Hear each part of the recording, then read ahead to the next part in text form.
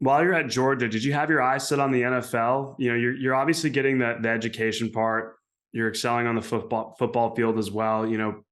Pushing through numerous injuries. What was next for you in your mind? That's everybody's little league goal to make it to the league. And of course, when I got injured, those dark days came into set in my head. Oh well, maybe if I don't return from this injury, then you know what's the next phase of my life, and that's why I would. I'm always pushing for education, and then your sports and academic and your football or whatever sport you're playing is your icing on the cake. Because again, any injury can put you out of commission for the rest of your career. So then, what are you going to fall back on? You ended up making that dream come true in terms of the NFL. You signed with the Green Bay Packers as an undrafted free agent in 2008. Were you bummed out that you didn't get drafted? Did that not happening have any effect, or were you just stoked just to hop on with a team that believed in you and your abilities?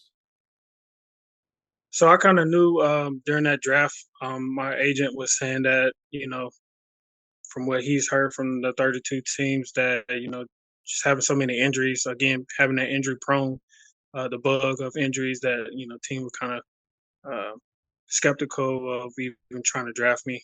Even on draft night, I got a couple calls that mentioned, oh, a couple calls of teams mentioned that I'd probably get drafted late, but that didn't happen. So my mindset again was to prove people wrong that I could still play. I can be an effective running back in blocking, catching, and catch or running and blocking, catching, and running out the backfield. So that was my goal to prove again people wrong that I am still valuable. How difficult is it to navigate public perception when you're a big time athlete? Again, you can go through those roller coasters, ups and downs, on and off the field. Family issues, football issues. So you just gotta again have that support system that's gonna motivate you and push you through to make sure that you are humble, level headed, and staying on track. The humbleness aspect, I think on previous episodes of the podcast, I've chatted with numerous athletes where they do talk about the being humbled piece at some point and how that changed the trajectory of their career and ultimately their life and in a positive way. Even in the NFL, when I was undrafted, I mean, every Tuesday, every Tuesday you'll see people coming in doing workouts and tryouts, and you're like, oh man, are they coming from my position? Am I gonna get cut so they can replace somebody? So again, it's always to make the best of your opportunity when you get a chance to. Kregg, you spent 4 years in the NFL with Green Bay, Tampa Bay, Seattle, and the New York Giants. What's the biggest lesson that you learned from your time in the National Football League? Stay humble, work hard, um, fight through any adversity, and just again take advantage of opportunities. Not everybody gets the opportunity to play in the NFL. Not every opportunity that you get once you get in the NFL will stay. So, I mean, you got to fight through adversity, fight through injuries, and make sure you stay active. Uh, just keep on pushing. Why'd you walk away from football? I didn't walk away. Um, 2013, after my season with the Giants, nobody called my agent, said that they wanted to either bring me in for a workout or a tryout or anything. So life goes on, right? Can't continue to just sit here and continue to work out, spend money to travel to work out, and not get any calls of any teams wanting to bring you in for a workout or a tryout or a look. So life goes on. So then I used my 2 degrees to start my career outside of football.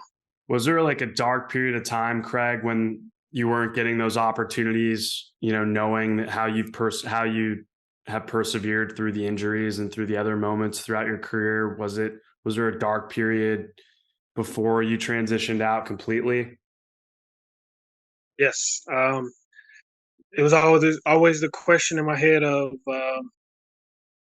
what could I have done better, or what am I not doing, or why am I not getting any more looks, when I felt like I was doing a good job at special teams, third down back, blocking, catching out the backfield. So, just the opportunity didn't present itself anymore, and then I had to move on. Was there anybody or anything internally that popped up to help you move through that? That support system, I'm gonna keep talking about it, and that support system. Um, Once you talk to your support system and you talk to your agent, and nobody's saying that they even want to bring you in for a tryout workout. The XFL didn't want me.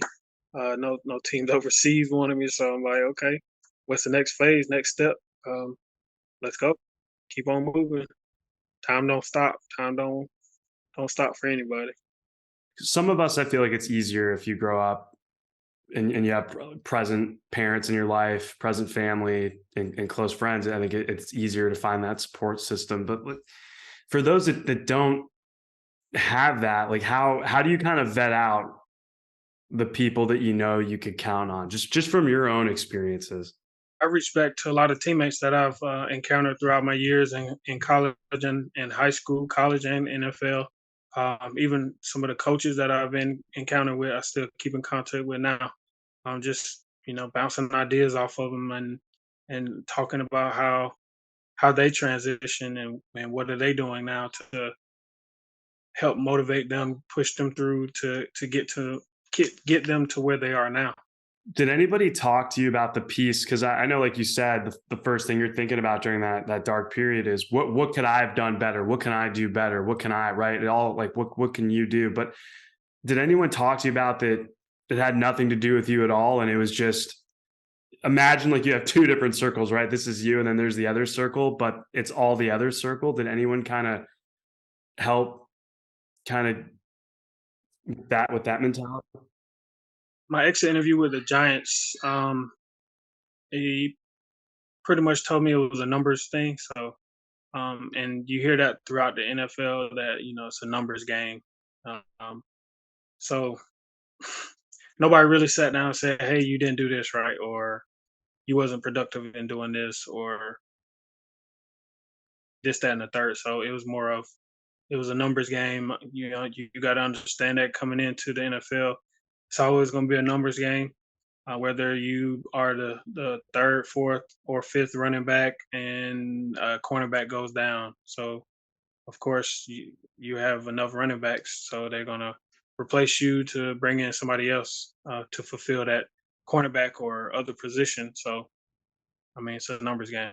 At what point after your career ended were you able to look at yourself in the mirror and be like, Craig, what an awesome career, man. Just like hug it out with yourself. At what point were you able to hug it out with yourself and like that was an awesome career in high school, at Georgia, in the pros, and just give yourself kudos for everything that you had persevered through and accomplished? I would say it took me about a year after the fact, and again, just talking to your support team, your support system, knowing that you have a family now. I got to move on. I mean, yeah, I still get out there with my oldest son now and his team, and run sprints, and um, play scout team running back or scout team linebacker, just to keep moving, because that's what I got, 4 boys, so I can't stop.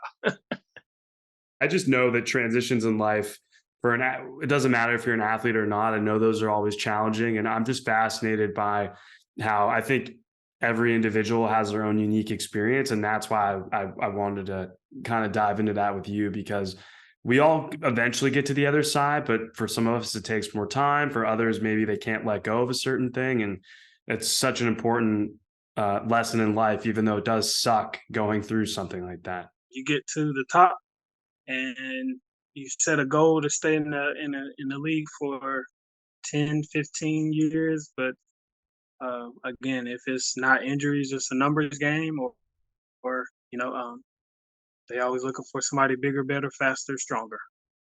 Do you still have any like dreams or like any like floating thoughts about the playing days that pop into your head now? Oh yeah. So every recruit class that I've been a part of, I get asked questions of, if any team calls you back right now, would you go? And of course, I'm gonna say yeah. And my sons ask me this every time. Just go out there, go out in the backyard, throw the ball with them, catch with them, run sprints with them. They think they can beat me in sprints and running. So it's just you always think about it, what coulda, shoulda, woulda. But now it's more of, to move on to the next. I got four boys to try to motivate them in any sport that they want to do, and just tell them the truth, the ins and outs, the ups and downs, the roller coasters, and that they will experience.